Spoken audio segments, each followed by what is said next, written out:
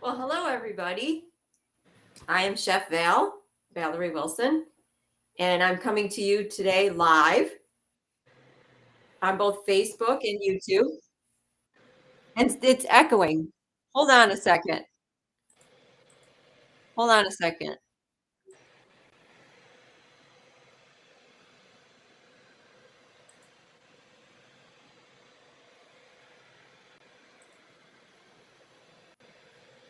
All right, let's try this again. I don't hear an echo. I think I it's don't good either. now. Good. Yeah. Yeah, so my friend David agreed to come on live with me. I'm going to do a little interview with David, and we're going to talk about what he does because he is an incredible author and he's also an actor. And when it comes to living a healthy lifestyle, because that's what I'm all about, you have to do what you love in order to be happy and healthy, right? And David does what he loves, which is writing. So David and I know each other from this really awesome group that we belong to. And our group is all about love, serving, and healing. And we have been working together for a little over a year, or about a year, working on marketing and helping each other. And so I've gotten to know David, and he's gotten to know me. And so I invited him on. Now, I must tell everybody who's watching that this restream that I've hooked up for both my Facebook and my YouTube is kind of a new platform for me. So if there's any hiccups or issues, I apologize for that. But you have to work out the bugs. That's why you go live, so you can figure this all out. So if you have any questions, you can put them in the comments, and hopefully I'll see the comments. I'll keep checking the comments to see if we get any, but they're supposed to show up on the platform if anybody has any questions. So we can do that too. So David Kearse wrote Blessed by the Best, which is his memoirs. He's a formal journalist, which means he used to write for journalists, and he can tell us more about that. He was an actor in Hollywood. He writes screenplays. He has studied with some of the greatest stars in theater and opera. And if you go to his website, which he's going to give you our website, and he's going to tell us where we can get his book, he's got some pretty interesting stories to tell. So welcome, David. I'm glad that you decided to go live with me. So tell everybody just who you are, a little bit about your background. Hi, Val. It's good to be with you. Thanks for inviting me. I've enjoyed your company on our marketing website for the last year, as you said. And we've really come a long way studying how to do altruistic marketing and putting the client's needs first ahead of our own. And thinking of them first and our tribe. We developed our tribe, and you're one of my tribe, and I'm one of yours. And we develop our own nuclear tribe, and then we get to know everybody as we're getting to know people now. My background, yes, is in journalism for 17 and a half years in Maryland on the Capital Gazette Press, several newspapers, and then the big time in Baltimore and the Baltimore Sun for 10 years. I enterprise writing stage reviews at first there. My boss said, "Oh, you can't do that. You're not a writer. You're a copy editor." And I snuck in and I became a critic. I became an opera critic at the Metropolitan Opera all over Europe, and restaurants also. They weren't always macro restaurants, but they were great restaurants that I enjoyed in Florida in particular. So, and dance even. I reviewed music, I reviewed a lot of things before I changed careers and came out here to California to write screenplays. And I have a screenplay, a musical biopic that has been optioned by a producer. In fact, I re-signed the option agreement just this past week. And I'm happy to be working on that, and we're trying to get a deal. But I also have other screenplays I've written on a variety of subjects. Um, I guess my latest book is a novel. I've written two novels since I wrote Blessed by the Book. One is called Drum Beats, a novel about a young drummer who would rather be a drummer than a singer, but he gets fame and fortune as a singer. And he is mentored by a theater director who helps his career. That's Drum Beats. And then there's Vesuvio, which I really love because it's set in Italy, and I love Italy so much. And it's a romantic thriller in which American couple, meet together in the Colosseum, and they decide to try to develop their relationship by taking a trip to Positano.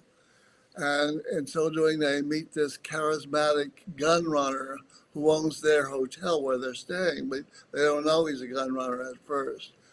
So it's a thriller, and their lives get threatened. And I kind of enjoy that one because I love Europe. It goes to Paris, and then it goes to New York, and it comes back to Rome. So it's very international.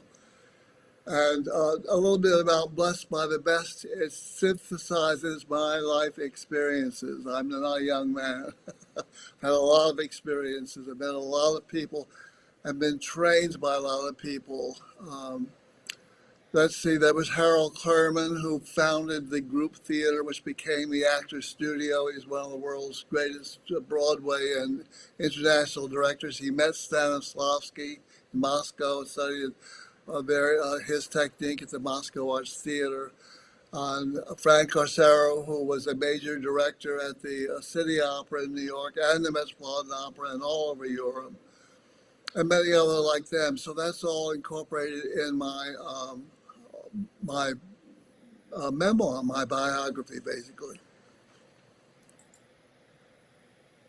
So you've And been a very, little bit about food. If you'd like me to mention food, I'm sure you would. I just discovered, I think yesterday, and you might be very helpful here, that looking at an MRI, the results which were sent to me from Kaiser, that I have coronary heart disease. I have oh boy. atherosclerosis, which is the hardening of the arteries and plaque buildup and so forth. And the antidote to this, I read, is diet and exercise. I was talking with a case manager yesterday also. She said, "You're vegan?" I don't know where she got that. I have not been vegan as such. I said, "No fish." But actually, I'm an omnivore. I eat almost everything. But I think with this heart condition, I need more of what you're up to, what you do. Yeah.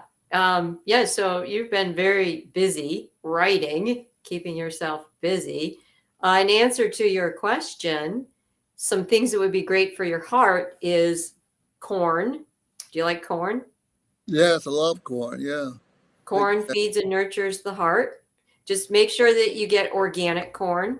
So it hasn't been genetically modified. You want to get organic corn Yeah, and just eat it anywhere you can. Just put it into your food. And I just uploaded 2 videos to my YouTube channel about burdock root. And burdock root, you can get burdock root tea. yeah. Another great thing that would be wonderful for your heart. Those are just 2 suggestions off the top of my head that are really easy to implement. I mean, who doesn't love corn? Just, go buy some organic corn. Right now you're probably going to find frozen organic corn, and that's perfectly fine. And you know, you can eat it plain, or you can put it in with your other vegetables, or you could put it in a soup. I mean, corn is so versatile. Oh, I love it in And a soup. Yeah. yeah, yeah, there's just 2 quick things that you could do right off the bat. Burdock, I'm not familiar with, except I know of it. Let's talk about Scott for a minute, who runs our marketing group. He is much into that as macro as you are, and he came over to my apartment and cooked for me once, and it was enough for a week. It was really good. He cooked some millet Um, let's see, and he made some sugar-free cookies. Really need to get off the sugar. I need to use the rice syrup, which she advocates. I'm sure you do also, more than I do refined sugar. But yes, I'm interested in those things that I wasn't eating before that I like to try again, like burdock and millet and tofu and miso soup. And they're all Yeah. good. I love them. Well, that's really good that you actually like the taste of those, and all those are fantastic foods. Right now on my website, I have a recipe of the month, which is kasha. The whole grain of wintertime is kasha, or what people call buckwheat. And the recipe of the month is the whole grain kasha and tofu, because you mentioned tofu. And you cook them and you add seasonings and you put them together and you make patties. And then you just brown them on each side, and that's a really good recipe. And yeah, brown rice syrup is what I use instead of sugar. And getting off of sugar is fantastic for your heart and your arteries. So that would be a step in the right direction too. Definitely. Yeah, step I'm going to take. You have cookbooks also. I think I want to get some of your cookbooks, at least one of your newer cookbooks. What is your newest cookbook? Well, the newest cookbook is all desserts, simply healthy, scrumptious Yeah, desserts. that's what I thought. Yes, I should And get. this one uses brown rice syrup instead of Yeah, white sugar for all the yeah. recipes. Um, and it's a fantastic cookbook. I don't know if you want to start with all desserts or No, if, maybe not. But when I get to that, that's what I want. Sugar free. Oh, yeah, here, this one here, I'm gonna do a recipe out of this today, so it was over there. But this is my first cookbook, Perceptions in Healthy Cooking. So this has a whole soup section. This has whole grain section where it's going to have millet recipes for you. So this might be your first cookbook you want to start with. and how do I get it? You go to my website, macroval.com, and all my cookbooks are for sale on my website. Okay. Yeah. So tell everybody what your website is for purchasing your books. Well, yes, I am on both. Well, I'm in bookstores all over the world through Amazon and Apple, but my two primary vendors are Amazon and Apple Books online. You can get them all on Amazon.com/David Kears or Apple Books/David Kears. And also, I have a bookstore, which is the website is bydavidkears.store. Very simple. And you can purchase books there as well as directly on Amazon online and Apple Books online. Thanks for asking. I also have a personal website about my acting and writing screenplays and books at www.davidkears.com. Yeah, I didn't mention my acting much, but I was acting for a while. I had several agents. It was easy to get an acting agent, strangely enough. It's supposed to be difficult, but I didn't have any trouble doing that. But it's very hard getting a literary agent to sell books on our behalf. But I did some acting on CBS, CSI, New York, um, um, Tamron Hall, not the talk show, but she had a true crime show before that. And I played a lawyer on that one, which was kind of fun. And a lot of other shows, a lot of other major shows. True Blood, I love being on True Blood. The vampire show was great fun, yeah. So True. until I had physical problems, I was acting, and I'm now all writing the books and the screenplay. What was True Blood? That was a vampire show or Yeah, something? yeah, it ran for 2 or 3 seasons, and it was a big hit at first. I mean, it wasn't until it closed, I guess. Yeah, set in the South, I believe it was, and it was great fun. Yes, we played. One episode was on Halloween, so we were all dressed up in vampire costumes.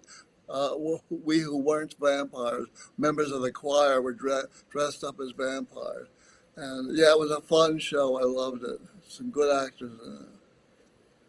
Yeah, that sounds like fun. Yeah, I must say, acting is hard work. It really is. It looks easy. I often wonder if there are great roles, if I could play any of the great roles if I were younger, because it takes such dedication, such training. And on camera, when you do a show, it can be up to 16 hours a day. I mean, really, especially for the stars. They're in and out of their trailers on set constantly for about 16 hours a day. And if you're a star and you're well paid, I guess you may not love it, but you do it because you have to. But it's very difficult. It's not it's a hard life for everybody in the industry, television and film. Yeah. So if it looks weird, because I keep getting close to the computer, I'm checking Facebook and YouTube to see if we get any comments. And I'm also typing in comments. And we have a few people watching us on Facebook that have said hi. And they said, sounds like fun, your acting experience.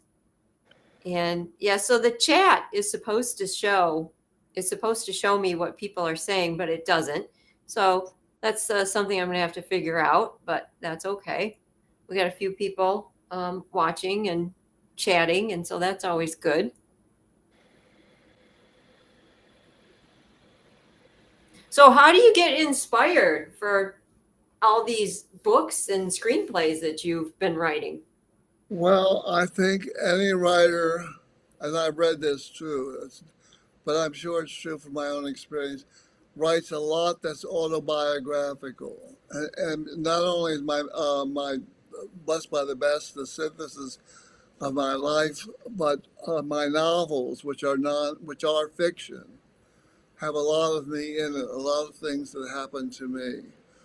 Um, Vesuvio in Europe, a lot of the incidents that happened to the American couple happened to me, my first trip to Rome and subsequently. In fact, my last trip to Rome was to Positano. My first trip to Italy was in Rome. My first, and then, uh, so the Paris, I love Paris. I had to get Paris in there. And my favorite hotel, my favorite street. Other than that, I wrote a screenplay about Hawaii, Kona on Oahu. There's not Kailua, I'm sorry, it's Kailua. There's a Kailua also on the Big Island, but this is Kailua, Oahu. I read in a newspaper from Hawaii that there was a neighborhood battleground where the white man basically was encroaching on the native Hawaiians, especially in the Kamehameha schools.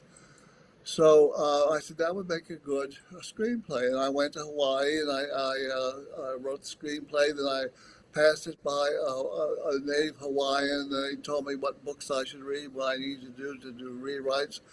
And so reading newspapers is another way of getting ideas for a story. Then my musical biopic, there was a art director at Young and Rubicam where I worked in New York, and he said, you should do a musical about Rio, about Copacabana Beach. And he showed me pictures of Rio and Copacabana. And I said, that's a good idea. So we went to the library, the Lincoln Center Library, and researched stars of Rio and Copacabana Beach. And then there has been a subsequent lifetime of study about that. I went to Rio, I interviewed people about the stars. I went to nightclubs to see the dancing. And then there were clubs in New York. I went to that. So I enriched the screenplay by doing all this. So there's a lot of me in all of my writing and my novels. Some of it is not directly autobiographical, but pretty much refers back to me in some way. My writing comes from me.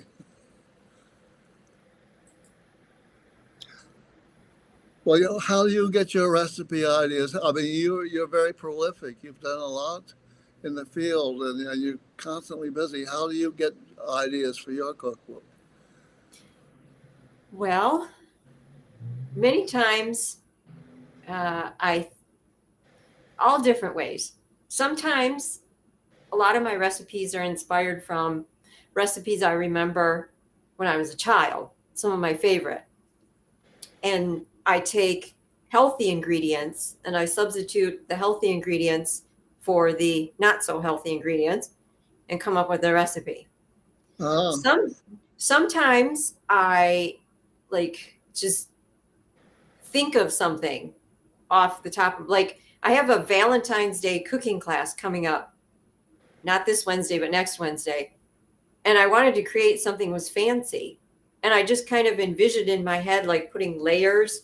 So it has like escargot lettuce, there's a layer of millet, there's a layer of thinly sliced orange sweet potatoes, thinly sliced mm, white sweet potatoes, and onions and mushrooms. And I just kind of piled it on top of each other. And then I created this delicious ginger sauce and poured it over mm, the top. Now, that mm, I just off the top of my head, I was just being creative.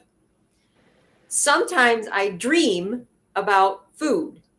So mm, many years ago, I just had a dream about truffles, the mm, creamy chocolate in the middle and the chocolate coating. I had a dream about truffles and I woke up thinking, I can make truffles.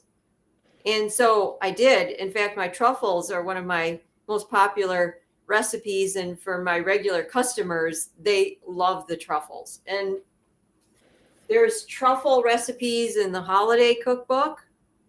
This one has the coconut pecan truffles, the dark mm, truffles, mm, and this one has not this one, excuse me. The new dessert cookbook has the peanut butter truffles mm, and fig truffles.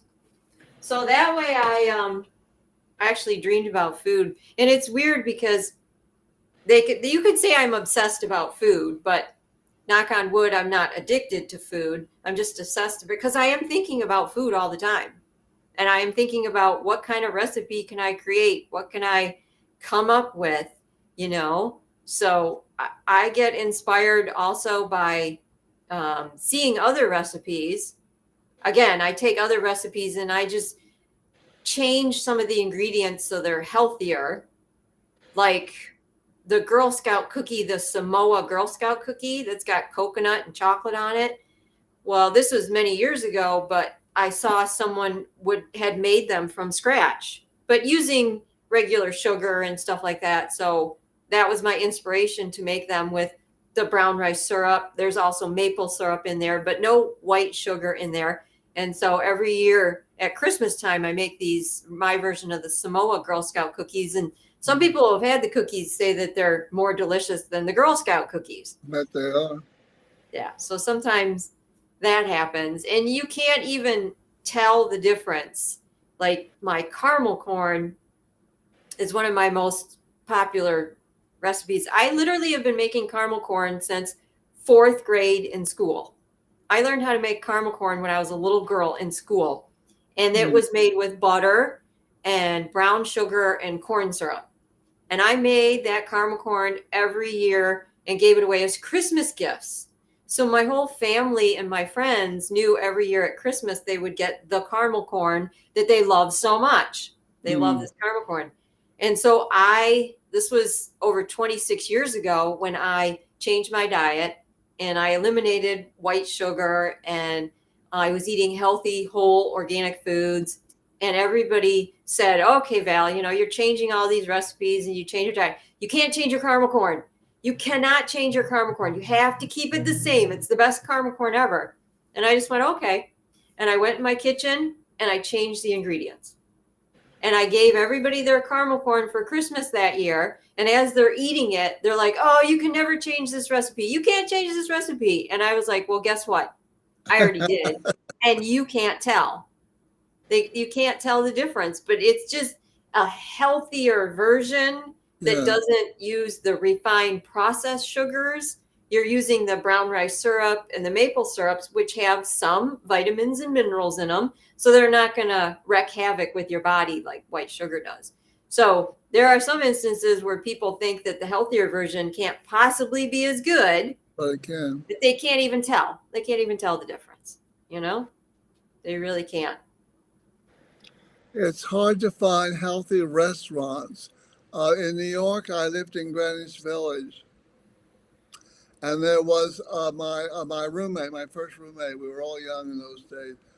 Was I guess you could call him vegetarian, not vegan, and I had never really even tasted it before.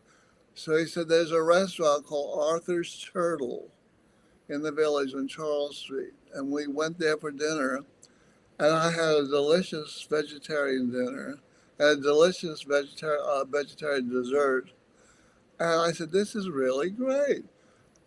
So that was one restaurant that was readily available. But there's, in Hollywood, for instance, there's nothing that I can think of that's like that, that I can just return to or retreat to whenever I want that kind of food.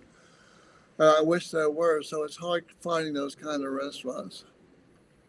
There was one in San Francisco also. I used to spend a lot of time in San Francisco working a few years ago. And there was one called Greens at Fort Mason. And I tried that out first. I went to a Star restaurant, which was the hottest restaurant in San Francisco at that time. French food, basically. I loved it. It's my favorite restaurant. And I asked the maitre d', are there any other restaurants I should explore? He said, go to Greens. Of course, he didn't tell me it was a vegetarian restaurant. And I was surprised that a French restaurant would recommend a vegetarian restaurant. And I went there and it was just lovely. And they had the best desserts, the best tarts, apple tarts, French apple tarts, no sugar, and wonderful vegetarian entrees as well. So I went there several times. But I don't know of any similar places in Hollywood or Los Angeles. There must be some, but I don't know where they are. And you're in California, right? Yeah, in Hollywood, in Los Angeles, heart of Los Angeles. Yeah. So do you have any, I don't know, funny or cute, interesting stories about someone famous? Yes, I guess. Yeah, one of my favorites is Tennessee Williams. He wrote Streetcar Named Desire, which I think is one of the three greatest American plays, and so many others, and won so many Oscars and Tony Awards and Broadway. Cat in the Hot Tin Roof with the Liz Taylor stuff. I was in college, and it was Christmas vacation, and I went to New York. This is in my book. And on Broadway, Cat in the Hot Tin Roof had won the Pulitzer Prize, and it was a hard ticket to get. And I saw it on Broadway and loved it. And I came back to Los Angeles, and an actor friend said he was having a party that night at his house, and there was a surprise guest. So I said, okay. So I went, and the surprise guest was Tennessee Williams. So I sat at his feet, literally, the master, the great playwright. I wanted to learn everything I could from him instantly. And I asked him a few questions. I asked him, for instance, I said, Tennessee, you travel so much. I'm always reading about you. You're going to Rome, you're going to Miami, you're going all over the place. How do you manage to write and keep up your writing that way? And he said very drolly, very dryly, well, you can take a typewriter on a plane. So I thought, yeah, I guess so. I didn't get too much more wisdom from that, but he needed a drink. And of course, Tennessee was a known heavy drinker. So I said, oh, I'll refresh it for you. I had anything for the great man. So he wanted bourbon. So I went into the kitchen and filled it up, tried to get the right balance of water and bourbon, filled it to the top, and handed it to him. And he said, and this wasn't a compliment, you killed it. Too much water, I guess, for Tennessee Williams. That was the drink. And then we went into the other room. We danced a while. It was great dancing with Tennessee Williams, the world's greatest one of the three greatest playwrights. And that was the end of the evening. But that's my story, the drink, and it's in my memoir. Yeah, that's pretty neat. Yeah, I'm not very familiar with very many playwriters, but I am familiar with Tennessee Williams and Cat on a Hot Tin Roof, and yeah, that's one that I am familiar with. Didn't Vivian Lee played in the movie version of Cat on a Hot Tin Roof, Oh yes, right? she was wonderful. Yeah, yeah. Stella? A story about her. A story about Vivian Lee. I was sitting in Sardi's Little Bar once in New York. That's the great theatrical restaurant where everybody goes to after the show and waiting for the reviews to come in that night for the next morning. And I wasn't doing that. I was sitting at the bar, and she had been playing in a musical across the street, a Russian musical. I forget the name of it. Tavares. Yeah, it may have been Tavares. And I was sitting at the end of the bar, facing the door, and in comes Vivian Lee. I said, "Oh my God, it is Blanche Dubois and Scarlett O'Hara. Mm-hmm. Here she is." And she's a little woman. I mean, she's not tall. She's a little short woman. And she sat down at the bar, and I was just gaga. Well, I had seen her on stage in Washington in a story about the good and bad devils. She, on Broadway, she played the good devil, but when she went on the road, and when I saw her in Washington, she played the bad devil, and she was wonderful, of course. Yeah, Gone with the Wind is my all-time favorite movie. Yeah, Yeah. And I don't know if I've seen all of Vivian Lee's movies, but I do love her and I've seen, I think, most of her movies. Yeah, she's one of my all-time favorites. Yeah. yeah, loved her, loved her. I'll have to tell you something about a streetcar. Tennessee, when I met him, Tennessee was in town to produce a production of Streetcar Named Desire at the Coconut Grove Playhouse. And it was to star Tallulah Bankhead, the Broadway star. And I had a friend whose mother was working on the Miami Herald. And they said, well, Mom, he said, Mom is interviewing Tallulah Bankhead. Would you like to go with us?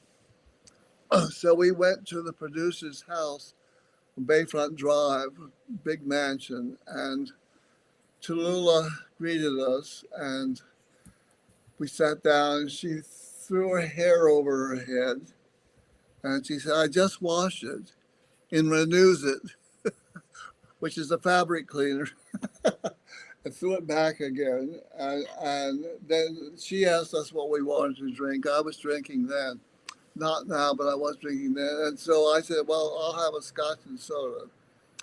So she brought me a bourbon and water. It was about as strong as it should have gone to Tennessee. And so then she played Blanche in tennis in Streetcar, and I went to see her with friends, and she was awful. She was Oh, truly awful.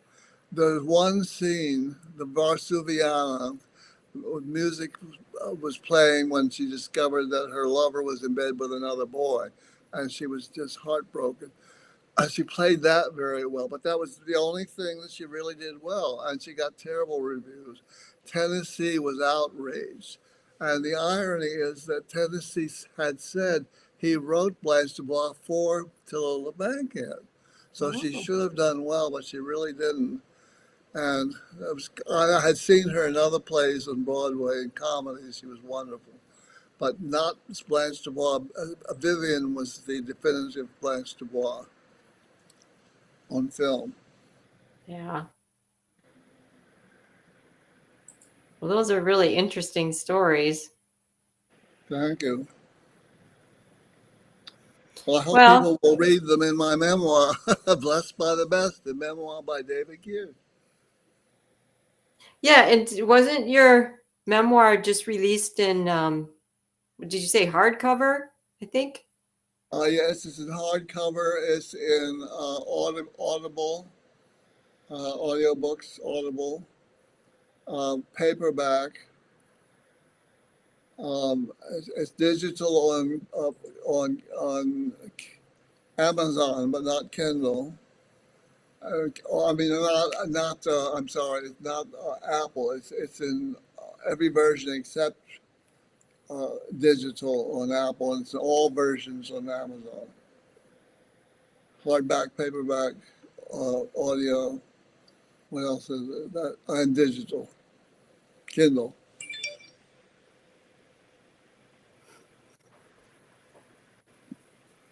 All right. Well, we're going to wrap up our interview here. Is there any last minute things that you wanted to say, David? Well, yes, I'm inspired to eat more of your kind of food, the kind of things that you do. So I'm going to look into that a lot deeper. And thank you for your suggestions. I'm going to buy your cookbook. Well, wonderful. Yeah, anything I can do to help. My website is macroval.com. I have cooking classes happening all the time. The next one is Wednesday the 8th. It's the Valentine's Day class, which is actually a longer class. It's from 6 to 8:30. You can attend virtual or you can attend in person here in Westland, Michigan. That's where I am. I'm going to teach how to make that incredible stacked, delicious dish and also a soup that, by the way, has corn in it, but it's 2 lentils and it's got lots of garlic and it's got fresh turmeric. Because, you mentioned your heart. The whole idea of the Valentine's Day class is heart healthy food. So all of the ingredients are going to help your heart. And then I have a little snack, a little dessert, because what Valentine's Day would be without a little sweetness, but it's a real healthy dessert. It's little treats, and it's dried fruit and brown rice syrup and some rolled oats and some other things. So it's a very healthy treat. And also too, in February, oh wait, I have to say this Friday, February the 3rd, I have a really big announcement that I can't give details about right now, but make sure you either go to my website, macroval.com, sign up for the newsletter, or stay tuned to, I'm going to be doing a live that day and explaining more about it. And if you follow me on Facebook, you're going to see all about it, but it's a big deal and it's being released this Friday, the 3rd. Can't give details just yet, but stay tuned. And also in February, I have healing with food, compresses, poultices, teas, and more. These are all natural remedies. I'm going to address things like swelling, bug bites, cuts, things like that, coughs. I have this wonderful cough syrup that's made with onions. I also have this anti-inflammatory drink that's made with garlic and lemon juice. These are just part of what's going to go on. It's a 3-week series. The 11th, the 18th, and the 25th. So that's 3 Saturdays in February.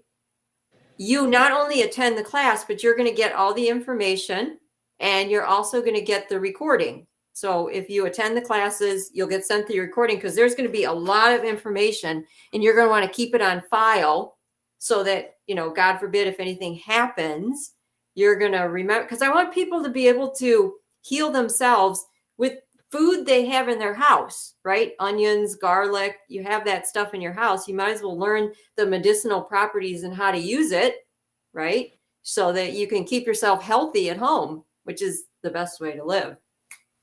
All right. Well, it's been wonderful talking with you, David. And this is, what David does for a living. And this is his love. This is his passion, which I think if you concentrate on your love, David, that's going to help heal your heart too. Because that's very important. Yeah. Mm-hmm. Thank you so much, Val. I appreciate you inviting me. Yeah. Yeah. Well, David and I will be talking, I'm sure. And thank you so much for watching. Everybody who's watching, please hit the share button and share this interview. And also, get a hold of David. You can purchase his book, David Kierce, on Amazon. And thank you so much for tuning in. And thank you, David, for being my special guest. Thank you. All right. We'll see you later. Bye-bye. Thank you.